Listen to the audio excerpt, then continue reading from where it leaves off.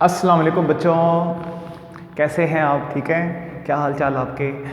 I hope कि आप सब बहुत अच्छे होंगे और आप पिछले लेक्चर पढ़ भी रहे होंगे बेटा साथ साथ। बेटा हमने लास्ट टाइम जो है वो physics class 9th chapter number 8 जो है वो हमने शुरू कर रखा है और हमने उसका लेक्चर नंबर 3 किया था।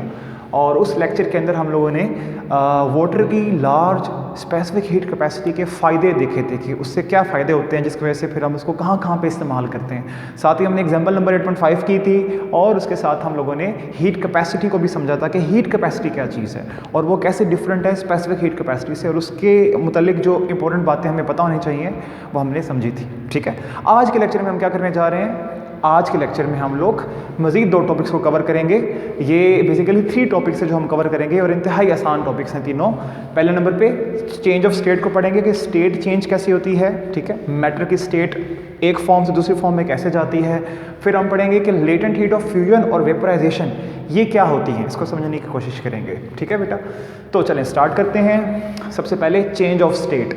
ठीक है, स्टेट के चेंज होने का मतलब ये है कि सॉलिड से लिक्विड में जाना, लिक्विड से गैस में जाना और गैस से वापस लिक्विड में आना, और ऐसे करके एक शक्ल से दूसरी शक्ल में मैटर का ट्रांसफॉर्म हो जाना। तो इसमें आपको पता कि इसमें से शॉर्ट क्वेश्चन आपको आना चाहिए बेटा। ये हीट कैपेसिटी के बाद बिल्कुल अगला टॉपिक है। ठीक है, तो देखो, अगर हमने स्टेट को कोई भी मान लीजिए कोई भी सब्सटेंस है वो एक पर्टिकुलर स्टेट में, मान लीजिए पानी की एग्जांपल लीजिए, पानी लिक्विड फॉर्म में है ना, उसकी स्टेट लिक्विड है, तो आपने उसको कन्वर्ट करना है और उसको आपको गैसियस स्टेट में लेके जाना है, उसको वेपर वाली स्टेट में लेके जाना है। तो बेटा जब भी आप एक स्टेट से दूसरी स्टेट में अपने सब्सटेंस को या अपने बॉडी को लेके जाते हो तो उसके लिए आप 2 काम कर रहे होते हो। ठीक है, और बेसिकली वो एक ही चीज़ है जिसको आप 2 डिफरेंट तरह से इस्तेमाल कर रहे होते हो। क्या कर रहे होते हो आप? या आप थर्मल एनर्जी यानी कि हीट को उसमें डाल रहे होते हो, ठीक है, या फिर आप उसमें से थर्मल एनर्जी या हीट को निकाल रहे होते हो। ठीक है, ये प्लस क्यू का मतलब है, प्लस डेल्टा क्यू का मतलब है addition of thermal energy, thermal energy मतलब हीट, और माइनस डेल्टा क्यू का मतलब है रिमूवल ऑफ थर्मल एनर्जी यानी कि हीट। ठीक है, तो इसकी एग्जांपल क्या है? इसकी एग्जांपल यहाँ नीचे है, देखिए। मान लीजिए कोई भी सब्सटेंस था, मान लीजिए पानी ही है और वो आइस फॉर्म में है, इस वक्त सॉलिड फॉर्म में है वो। यहाँ आइस है, यहाँ वाटर है और यहाँ पे वाटर वेपर है। ठीक है जी, तो सॉलिड को आपने लिक्विड फॉर्म में कन्वर्ट करना है, मतलब अपनी स्टेट चेंज करनी है। कैसे करेंगे? तो उसका आंसर ये है कि आप थर्मल एनर्जी को ऐड करोगे, तब होगा। थर्मल एनर्जी को ऐड करोगे। ठीक है, तो जब आपने सॉलिड से लिक्विड फॉर्म में जाना है तो आप थर्मल एनर्जी को ऐड करोगे। आपको पता है आप हीट अप करते हैं आइस को, तब वो जाके वाटर में कन्वर्ट होती है। तो आप क्या कर रहे हैं? आप प्लस डेल्टा क्यू कर रहे हैं, आप उसमें हीट को ऐड कर रहे हैं। ठीक है सर, इस प्रोसेस को क्या बोलते हैं जिसमें एक सॉलिड लिक्विड में कन्वर्ट होता है? एग्जाम्पल लीजिए, आइस वाटर में कन्वर्ट हो रही है, इस प्रोसेस को बोलेंगे मेल्टिंग। इसका दूसरा नाम है फ्यूजन। दोनों नाम आपको आने चाहिए, ये यहाँ से MCQs वगैरह आते हैं, शॉर्ट भी आ सकता है कि फ्यूजन क्या होता है या मेल्टिंग क्या होता है। तो आपने कहना वो प्रोसेस जिसमें एक सॉलिड लिक्विड में कन्वर्ट हो जाता है। कैसे? By the addition of thermal energy, by the addition of heat energy, this is called melting और फ्यूजन। ठीक है, इसी तरह देखो, लिक्विड को अगर आपने गैस में कन्वर्ट करना है तो आपको मजीद हीट देनी पड़ेगी। हमारी ऑब्जर्वेशन है, मान लीजिए हमने पानी को वेपर्स में कन्वर्ट करना है तो हीट देनी पड़ेगी, तो वो कन्वर्ट हो जाएगा गैस के अंदर। ठीक है, इस प्रोसेस को बोलते हैं बॉइलिंग। एक और बड़ा खूबसूरत सा नाम है, बड़ा सा नाम है वेपोराइजेशन, ये भी इसको कहते हैं। लेकिन क्या सर हम सिर्फ ऐसे ही चल सकते हैं कि लिक्विड जाएगा, सॉलिड जाएगा लिक्विड में, लिक्विड जाएगा गैस में, वापस नहीं जा सकते? बिल्कुल जा सकते हैं। आपने पढ़ा होगा केमिस्ट्री के अंदर कि हम लोग वाटर वेपर्स को दोबारा वाटर में कन्वर्ट कर सकते हैं, दैट इज गैस को दोबारा लिक्विड में कन्वर्ट किया जा सकता है। उसके लिए हमें जो हीट हमने डाल रखी है, लिक्विड को गैस में कन्वर्ट किया था तो हमने हीट डाली थी, बीच में थर्मल एनर्जी डाली थी, अब वही निकालनी है उसमें से, तो वो वापस आ जाएगा। तो हमने यहाँ पे वही हीट एनर्जी, थर्मल एनर्जी निकाल ली, रिमूव कर ली। ठीक है, रिमूव कर ली तो क्या हुआ? वो वापस आ गया, और इस प्रोसेस को बोलते हैं कंडेंसेशन कहते हैं इसको।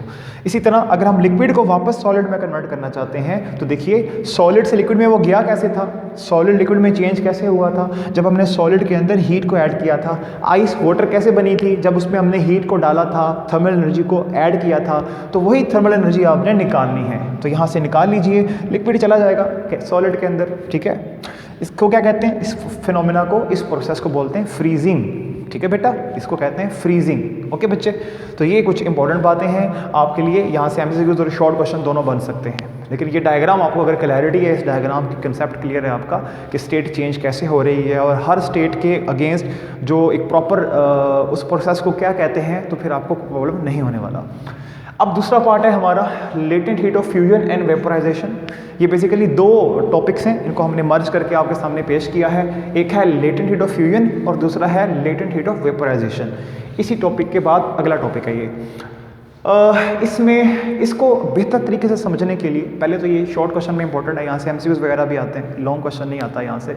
इसको बेहतर अंदाज में समझने के लिए आपको पहले एक कंसेप्ट आना चाहिए लेटेंट हीट का, कि किस हीट को हम लेटेंट हीट कहते हैं, ये पता होना चाहिए आपको। जैसे हमने स्पेसिफिक हीट के बारे में पढ़ा ना, कि स्पेसिफिक हीट असल में वो हीट होती है जो हम जब सब्सटेंस को देते हैं तो उस सब्सटेंस का अगर मैस 1 किलोग्राम है, जो बेसिकली 1 किलोग्राम होना चाहिए, तो उसका टेम्परेचर एक्जैक्टली 1 केल्विन तक राइज हो जाता है। उतनी हीट को हम स्पेसिफिक हीट कहते हैं, ठीक है। तो बेसिकली हमने ये पढ़ा, उसमें सेंस ये है कि टेम्परेचर को इंक्रीज़ करने के लिए या डिक्रीज़ करने के लिए जो हम हीट दे रहे हैं उसको हम स्पेसिफिक हीट कह रहे हैं। तो सर लेटेंट हीट क्या चीज़ है, पहले आपको लेटेंट हीट की समझ आनी चाहिए। तो जब उसको आप समझ आएंगे फिर आपको बताएंगे कि इन दोनों की क्या डेफिनेशंस हैं, इन दोनों के सिंबल्स क्या हैं, दोनों के फार्मूले क्या हैं, एसआई यूनिट्स क्या हैं, एग्जांपल्स क्या हैं, और एक तरह से डिफरेंस की फॉर्म में आपको बताएंगे, ठीक है। तो what is latent heat? Latent heat का कंसेप्ट क्या है सर? तो बेटा लेटेंट हीट एक ऐसी उस हीट को बोलते हैं, उस हीट को बोलते हैं, देखिए बाय नेचर तो हीट स्पेसिफिक भी हीट ही है और लेटेंट भी हीट ही है, हैं तो दोनों ही हीट्स, लेकिन कुछ ख़ास कंडीशन में उस हीट को लेटेंट बोल देंगे और कुछ ख़ास सर्कमस्टांसेस में उसी को हम लोग स्पेसिफिक बोल देंगे। तो कब हीट, किस हीट को बोलेंगे लेटेंट हीट? वो हीट जो स्टेट को चेंज करती है। ये जो काम हो रहा है ना यहाँ पे, सॉलिड जा रहा है लिक्विड में, लिक्विड जा रहा है गैस में, ठीक है। जब सॉलिड एग्जैक्टली गैस में कन्वर्ट होना शुरू हो जाएगा, ऑब्वियसली हीट देनी पड़ेगी ना, तब होगा, ठीक है। सॉलिड लिक्विड में, लिक्विड गैस में कन्वर्ट होना शुरू हो जाएगा, तब नहीं कि जब वो सिर्फ सॉलिड में ही है और टेम्परेचर बढ़ रहा है, ठीक है। आइस अभी आइस ही है, टेम्परेचर दे रहे हैं, लेकिन वो आइस कन्वर्ट नहीं हो रही वाटर के अंदर, वो अभी आइस की फॉर्म में ही है। पानी को हीट दे रहे हैं, पानी कन्वर्ट नहीं हो रहा वेपर में, अभी वो पानी की फॉर्म में ही है, लेकिन बस उसका टेम्परेचर राइज हो रहा है। ये उस हीट की बात नहीं हो रही, हीट के उस हिस्से की बात हो रही है जहाँ हीट ने एक्चुअली एक स्टेट से दूसरी स्टेट में सब्सटेंस को कन्वर्ट करना शुरू कर दिया है। तो वो हीट जो किसी भी सब्सटेंस की स्टेट को चेंज कर देती है, इसको सॉलिड से लिक्विड में, लिक्विड से गैस में, ये वापस कन्वर्ट करना शुरू कर देती है without any change in temperature. That is the point.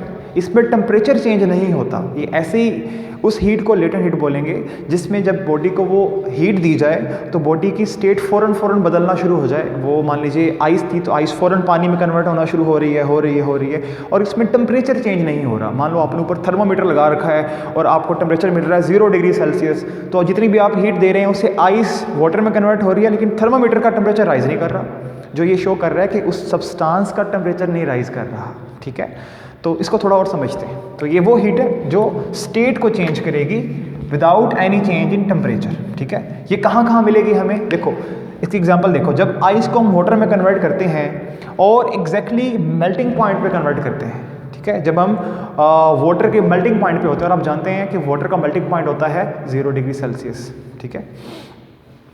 तो आपको पता है ना वाटर का मेल्टिंग पॉइंट 0 डिग्री सेल्सियस पे होता है। तो जब आइस एग्जैक्टली 0 डिग्री सेल्सियस पे होती है और उस वक्त जो हम उसको हीट दे रहे होते हैं उससे आइस का टेम्परेचर में चेंज नहीं आता, बल्कि उस हीट से आइस वाटर में कन्वर्ट होना शुरू हो जाती है।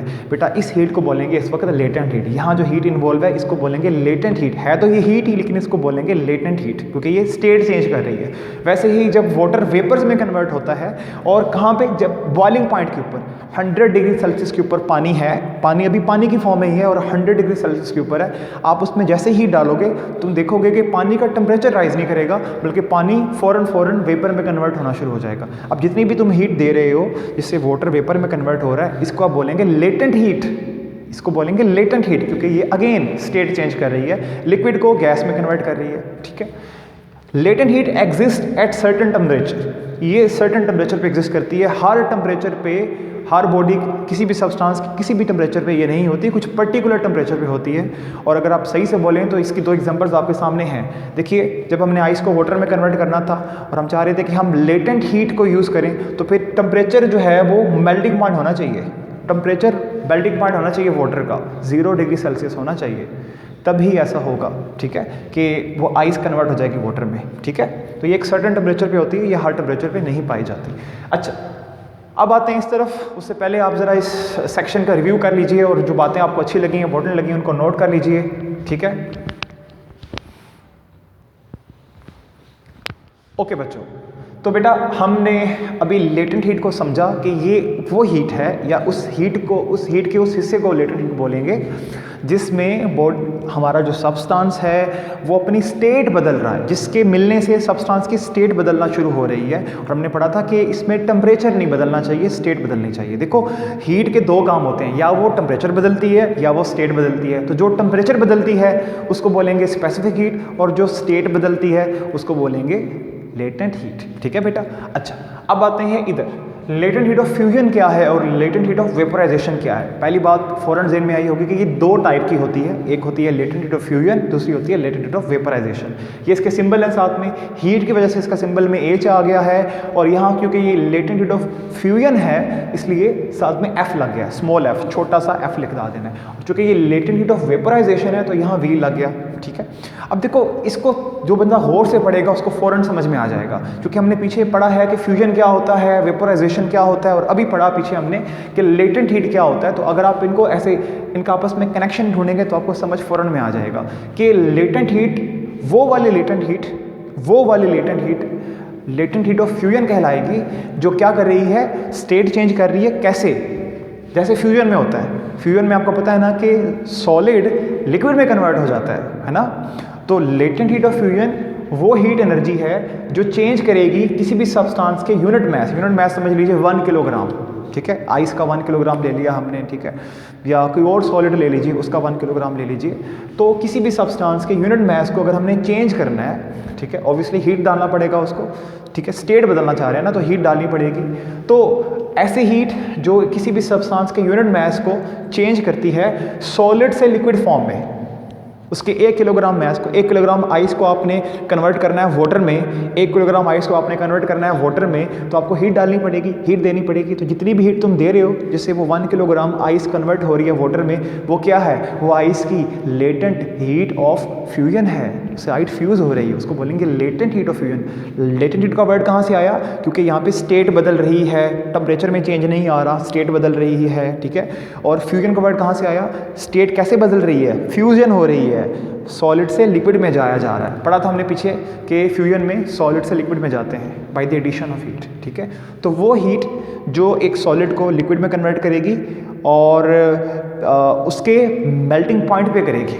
देखिए, मेल्टिंग पॉइंट पे जब करेंगे तो ऑब्वियसली टेम्परेचर चेंज नहीं होगा, क्योंकि हम जानते हैं कि लेटेंट हीट में टेम्परेचर चेंज नहीं होगा, ठीक है। इसका सिंबल हमने बता दिया आपको, ये फार्मूला है इसका बेटा, इसका फार्मूला है HF = ΔQF/m, ठीक है। और अच्छा, इससे पहले कि मैं यहाँ फार्मूले में आऊँ, इससे पहले हम साथ वाला भी देख लेते हैं कि लेटेंट हीट ऑफ वेपोराइजेशन क्या है। वो भी ऐसी ही हीट है, ये सारी लाइन बता रही है कि सब कुछ यहाँ तक सब कुछ सेम है। Energy required changes the mass of a substance from तक सब ठीक है।